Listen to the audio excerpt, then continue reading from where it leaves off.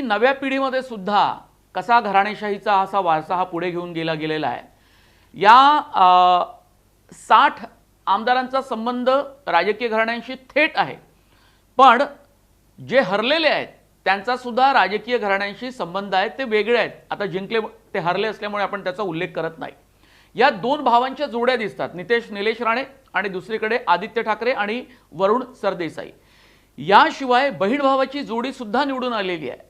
जालन्याच्या लोकसभा मतदारसंघातनं पराभूत झालेले रावसाहेब दानवे यांचे पुत्र पुन्हा एकदा संतोष दानवे निवडून आलेले आहेत आणि त्यांच्या कन्या या कन्नडमधून संजना जाधव या निवडून आलेल्या आहेत। संजना जाधव या हर्षवर्धन जाधव यांच्या पत्नी आहे आणि पती पत्नी दोघेही विधानसभेच्या निवडणुकीमध्ये कन्नड मतदारसंघातनं रिंगणात होते।